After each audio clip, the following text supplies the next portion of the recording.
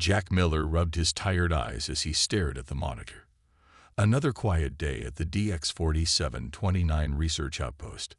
The small station orbited a plain-looking planet far from Earth. For 6 months, Jack and 11 others had lived here, studying strange energy patterns in a nearby nebula. Jack checked the time. 2 more hours until his shift ended. He thought about the meal waiting for him, and the video message from his brother he hadn't opened yet. Just as he was about to run a routine scan, his equipment made an unusual sound. A signal. Not scheduled. Not expected. "Captain Carter," Jack called over the station's comm. "I'm picking up something strange." Captain Abigail Carter arrived within minutes. Her gray-streaked hair was tied back in a neat bun, and despite 20 years in the Terran Space Force, she moved with the energy of someone half her age. "What have you got, Miller?" she asked, leaning over his shoulder. "Unknown transmission, coming in fragmented. Signal strength is weak but steady." Carter's eyes narrowed. "Origin." "Working on it," Jack said, his fingers moving quickly across the touchscreen. That can't be right." "Speak clearly, Miller." "It's coming from the U.S. Valiant, Mom." The room went silent. Everyone knew the Valiant had been destroyed 3 months ago during a routine patrol. "Play it," Carter ordered. Jack tapped the screen. Static filled the room, then broken words came through. "Colony, completely destroyed. No warning. All hands lost. Hundreds of thousands. Civilians." Dr. Lisa Warren, the station's xenobiologist, entered the room. Her dark skin looked pale as she listened. "Clean it up," Carter ordered. Jack worked the controls, filtering out background noise. The message became clearer. "This is Captain Alan Foster of the U.S. Valiant. 3 human colony worlds have been destroyed by an unknown alien force. New Washington, Proxima II, and Terra Nova are gone. The enemy ships appeared without warning. They ignored all attempts at communication. The crew exchanged worried glances. Those colonies had millions of people. We engaged the enemy, but were overwhelmed. Our weapons barely damaged their ships. I've ordered my crew to evacuate. I'm staying behind to transmit this warning and all our sensor data. They're coming for Earth next. God help us all." The message ended. The outpost crew stood frozen in shock. "How old is this message?" Carter asked. Jack checked the data. Based on transmission decay, 3 weeks. Lieutenant Sam Daniels, the station's pilot, spoke up. "Captain, our communications array can't reach Earth directly from here." Carter nodded. "I know. And if 3 major colonies have gone dark, Earth might not even be aware of the threat yet." She walked to the main view screen and looked out at the stars. "We need to get this message to the fleet. It could be the only warning Earth gets." "I can take our transport ship to the Proxima relay station," Daniels offered. "It's risky, but I can make it in 4 days at maximum burn." Carter considered this. "Dr. Warren, analyze the message. I want to know if there's anything else we can learn." Warren nodded and took Jack's place at the console. Just then, the station's proximity alarm sounded. Multiple objects dropping out of FTL travel announced the station's AI in its calm voice. Distance, 300,000 kilometers and closing. Everyone rushed to their stations. Carter pulled up the external cameras on the main screen. Against the blackness of space, strange ships appeared. They looked like dark crystals, with sharp edges that seemed to absorb rather than reflect the light of the nearby sun. "Are they?" Jack couldn't finish his sentence. "Yes," Carter said quietly. "I believe they are." She turned to her crew, her face set with determination. "Lieutenant Daniels, prepare the transport ship. Dr. Warren, download all data on the message to a secure core. We're evacuating the station." "But Captain," Daniels began. "Someone has to deliver that warning," Carter said firmly. "The rest of us will buy you time." As the crystal ships grew larger on the screen, the small human outpost prepared for its final stand. The research outpost turned into a flurry of activity. Captain Carter issued commands with calm authority despite the growing threat outside. "We have 20 minutes at most," she said, checking the screens showing the approaching crystal ships. "Get only what's essential." In the communications room, Dr. Lisa Warren worked quickly. Her fingers danced across the keyboard as she studied the message from the U.S. Valiant. "There's something odd about this," she muttered to herself. Jack Miller looked over her shoulder. "What is it?" Lisa pointed to a string of code embedded in the message. "See these sequences? They're not part of any standard Terran communication protocol." Jack squinted at the screen. "Some kind of encryption?" "No." Lisa shook her head.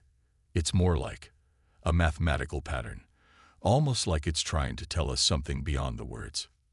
In the docking bay, Lieutenant Sam Daniels prepared the station's only transport ship, the Swift Messenger. It wasn't built for combat, just a small vessel designed for supply runs and personnel transport. But it was fast. Captain Carter entered the bay carrying a metal case. "Is she ready to fly?" "Yes, ma'am," Sam replied, running final checks on the ship's systems. "But I still think I should stay and help defend the station." Carter shook her head firmly. "The message is what matters. Earth needs to know what's coming." She handed him the metal case. "This data core contains everything. The Valiant's message, Dr. Warren's analysis, and our own sensor readings of those ships out there." Sam took the case. "The rest of you could come too. We could squeeze everyone in. And outrun those ships with that much weight." "No." Carter placed a hand on Sam's shoulder. "This is your mission now, Lieutenant." The station shuddered suddenly. A deep, vibrating sound echoed through the walls. "They locked onto us with something." Jack's voice came over the comm. "Not weapons fire, but some kind of scanning beam." "Time's up," Carter said. She turned to the ship's communication panel. "All personnel, report to defensive stations. This is not a drill." Sam stood by the ship's entrance, torn between duty and loyalty. Dr. Warren rushed into the docking bay, clutching the small device. "Wait, I've added something to the data core." She handed Sam a memory chip. "I analyzed those code sequences. They're not just random.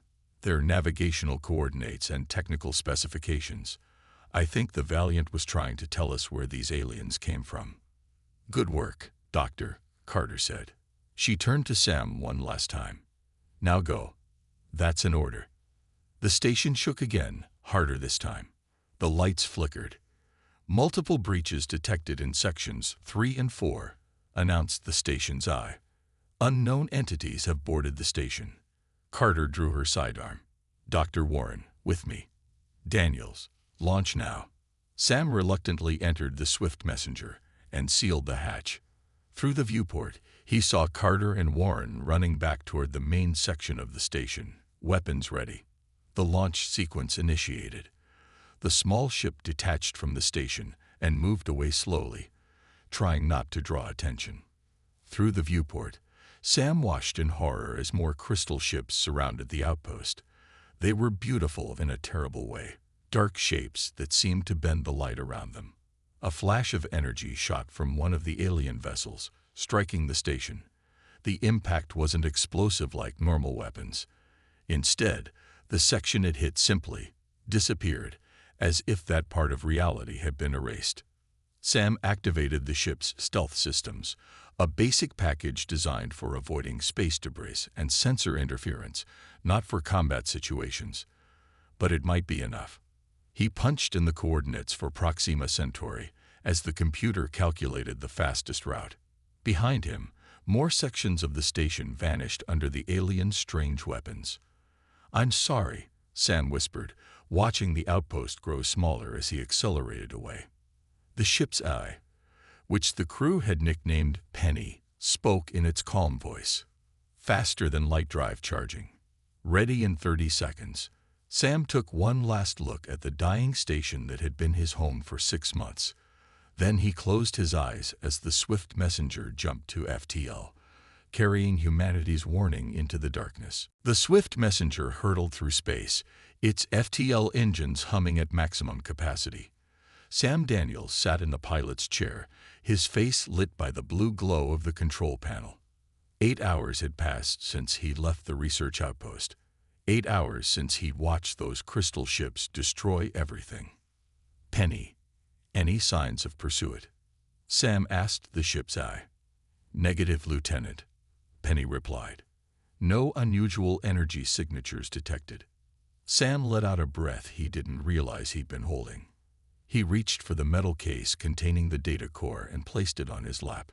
The case was locked with Captain Carter's personal code, but she had given him emergency override access.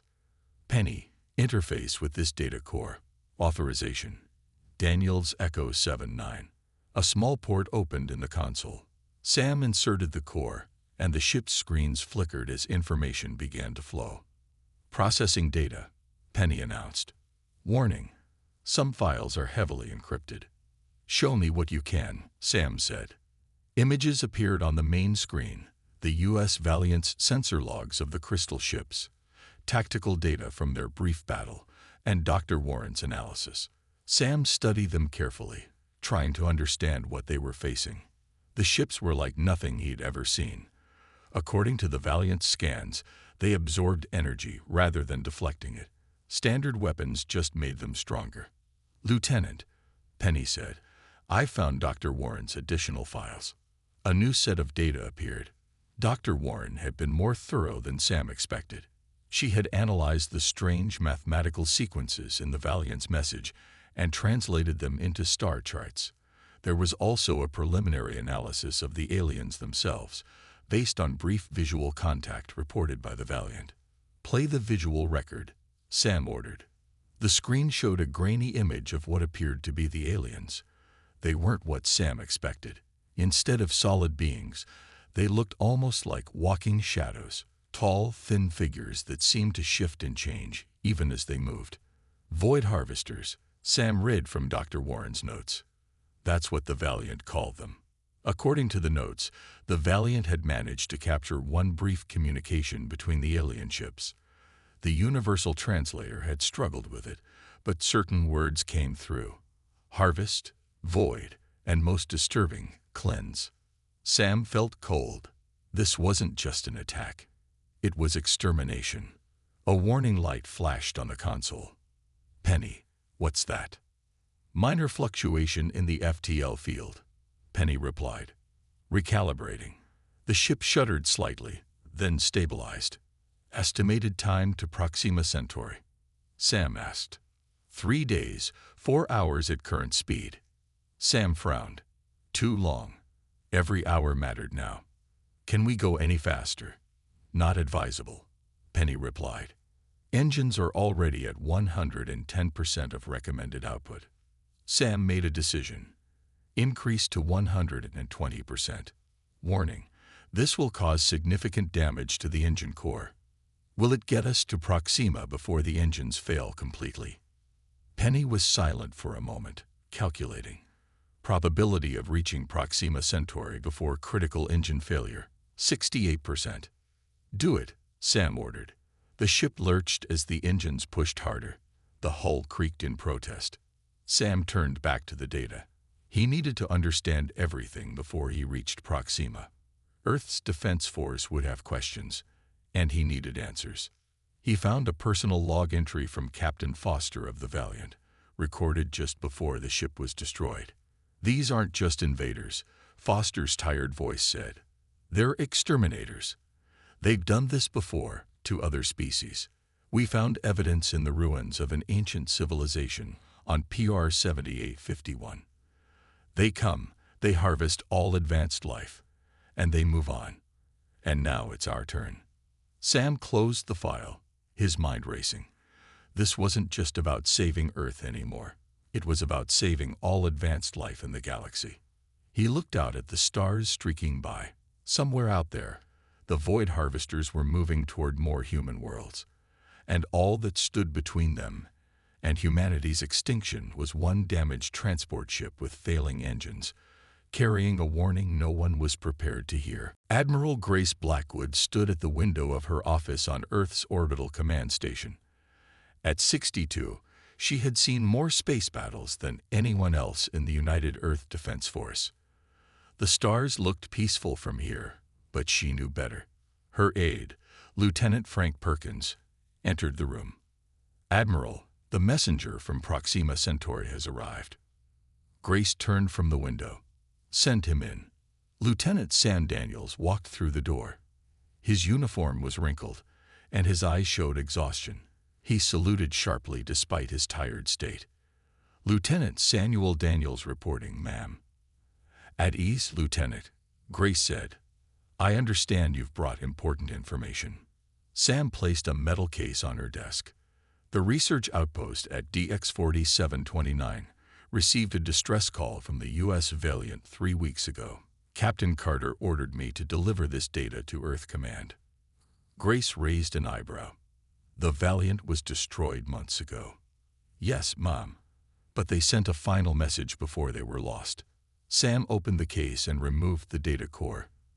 "The message warns of an alien force that has already destroyed 3 colony worlds." Grace's face remained calm, but her eyes hardened. She took the data core and inserted it into her computer. As the information appeared on her screen, her calm expression changed. The images of the crystal ships, the sensor readings, and most disturbingly, the footage of the shadow-like aliens called void harvesters. "How reliable is this information?" she asked. "Captain Carter and Dr. Warren both verified it, ma'am."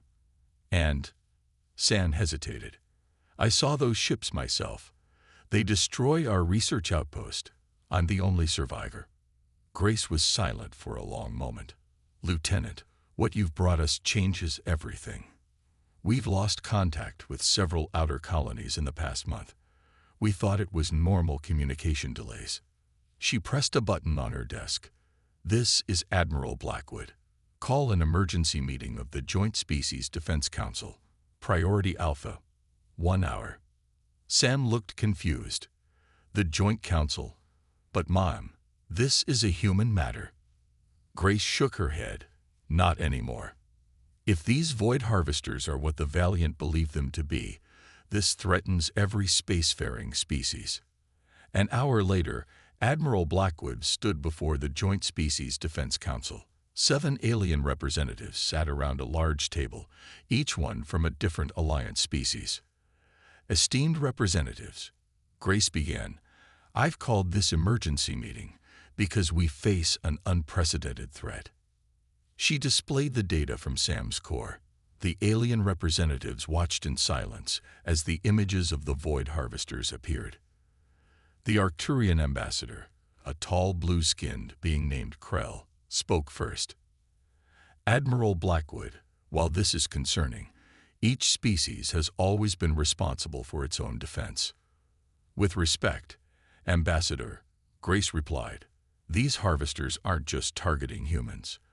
According to our analysis, they're systematically eliminating all advanced life." She showed the star charts Dr. Warren had decoded. Their path of destruction extends back centuries. They've wiped out at least 3 civilizations before targeting humanity. The Vrel ambassador, a mantis-like creature, clicked its mandibles. "What would you have us do, Admiral?" Grace stood straight and spoke clearly. "I'm invoking Article 7 of the Galactic Mutual Defense Pact. I'm calling for a unified fleet." The room erupted in voices. The Mutual Defense Pact had been signed 120 years ago when the Alliance formed, but Article 7, the call for all species to contribute forces to a united military action, had never been used. The Tholian ambassador, an ancient reptilian being, raised a scaled hand for silence. "In 300 years of space travel, my people have never joined a war that wasn't our own. If we don't stand together," Grace replied, "there won't be any wars left to fight, or people to fight them." The chamber went quiet. Even Sam, standing at attention behind Admiral Blackwood, held his breath. The Tholian ambassador looked at each representative in turn, then slowly nodded. "The Tholians will answer this call." One by one, the other ambassadors agreed. The Arcturian was last, reluctance clear in his glowing eyes. The Arcturians will join this fleet, he finally said. But the command must be shared. Grace nodded. Agreed. We face extinction together, or we fight together. There is no middle ground. The Proxima Centauri naval yard bustled with more activity than it had seen in decades. Ships of all shapes and sizes filled the space around the massive station. Some were sleek and fast, others huge and powerful. Each represented the best technology that the 7 allied species could offer. Captain Paul Evans of the UES Determination stood on the observation deck, watching as an Elysian light cruiser glided past. The ship looked like it was made of pure crystal that caught the light of the nearby star and broke it into rainbows. "Beautiful, aren't they?" asked Sam Daniels, now wearing the new rank insignia of commander. After delivering his warning to Earth, he had been promoted and assigned to Captain Evans as a tactical advisor. "Beautiful and deadly," Paul replied. The Elysians build their ships to confuse enemy targeting systems with those light patterns. They watched as a massive Vrel dreadnought moved into position nearby. Unlike the elegant Elysian ships, the Vrel vessels looked like giant insects, with sections that seemed to pulse like a living thing. "I never thought I'd see all these ships working together," Sam said quietly. Paul nodded. 3 weeks ago, most of these species wouldn't even share basic star charts with each other. On the other side of the naval yard, Dr. Karen Jackson led a team of scientists from all 7 species. They had taken over an entire section of the station to analyze the Void Harvester's technology and find weaknesses. Karen pointed to a holographic display showing one of the crystal ships.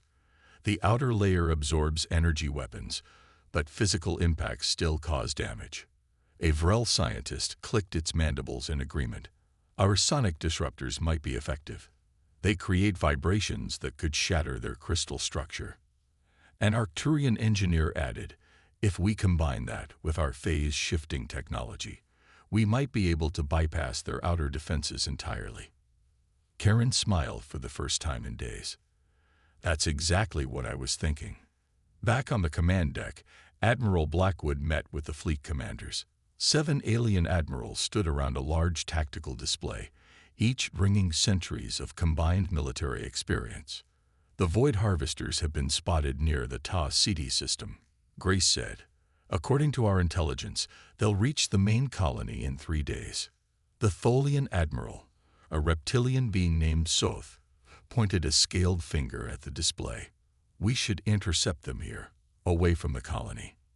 The Elysian admiral, who looked like a slender humanoid made of light, disagreed. "Our forces aren't ready. We need more time to integrate our weapons systems." "Time is something the colonists don't have," Grace replied firmly. The arguments continued for another hour before they reached a compromise.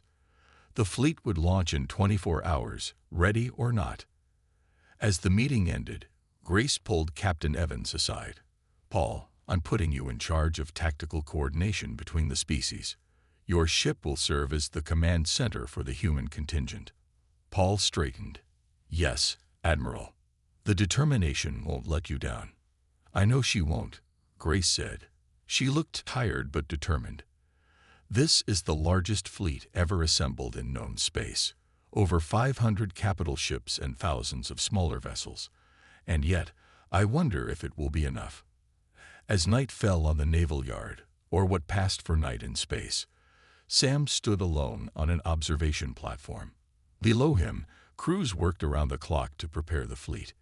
Engineers modified weapons systems based on Dr. Jackson's recommendations. Pilots ran joint training exercises with alien flight groups. The doors opened behind him, and Captain Evans joined him at the railing. "Nervous?" Paul asked. Sam nodded. "I keep thinking about the outpost, about Captain Carter and the others. They died to get this warning to us. And now we're going to make sure their sacrifice wasn't in vain," Paul said.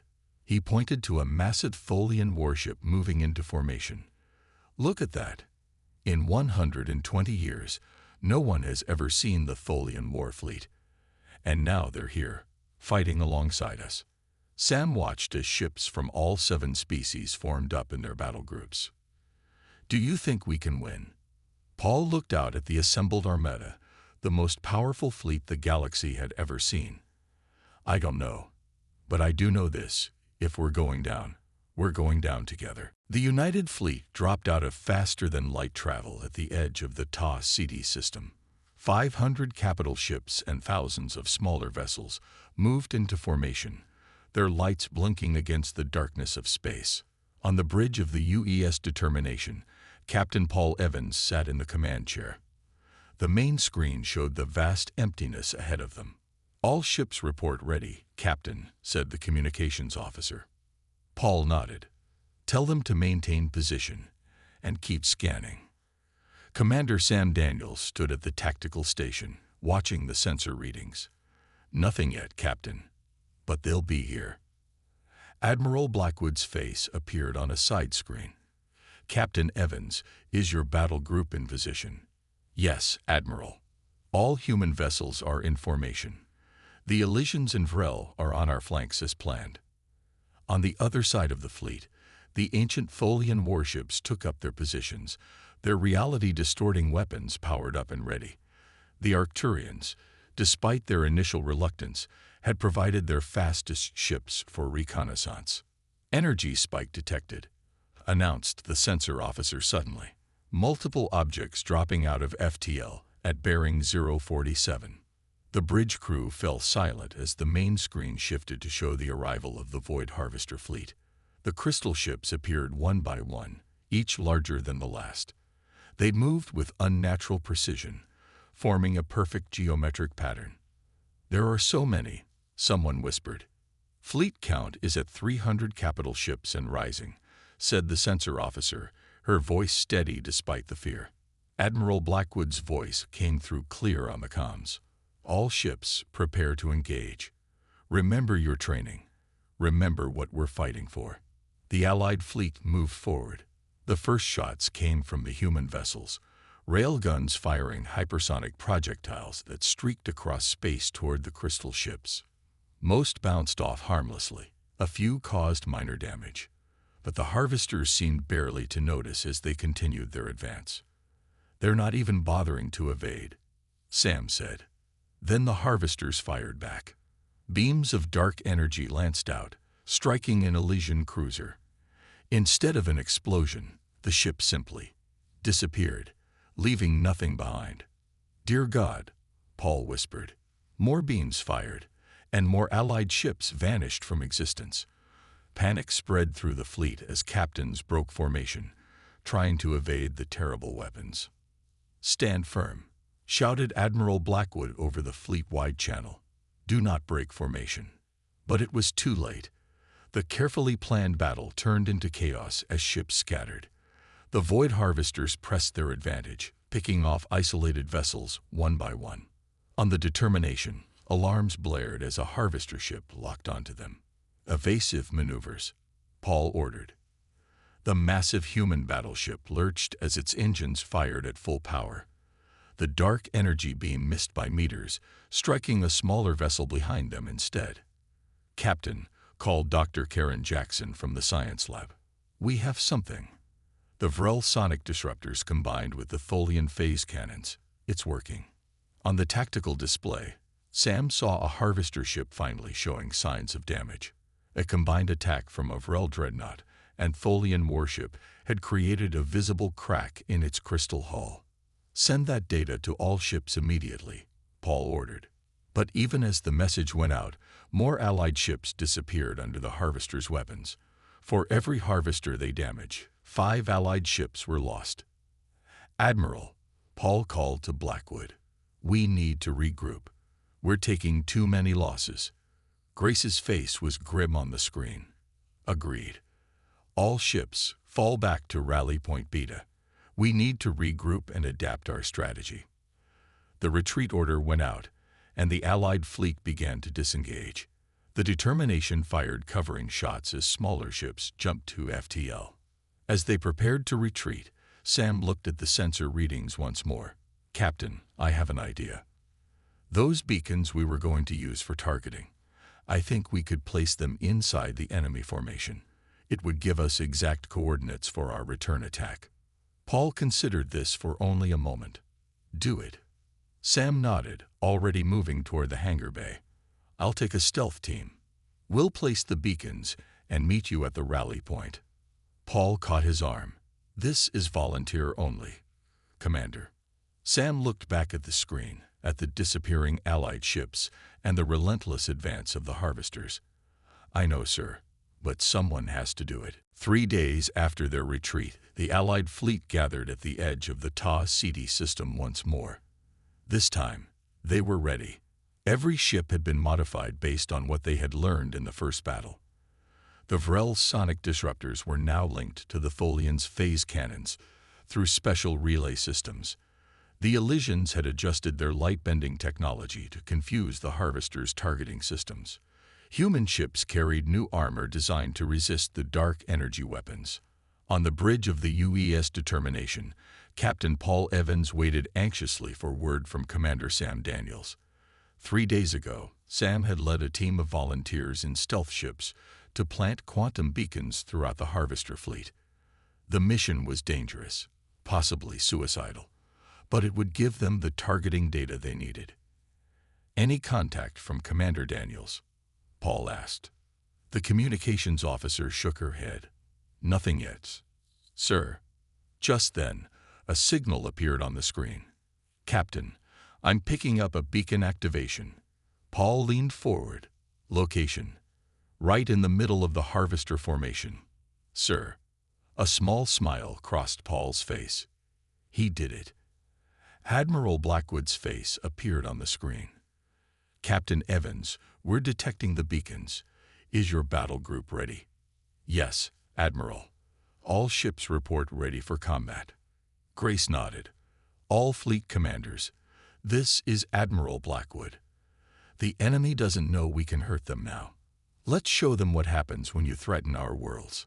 The Allied fleet moved forward as one.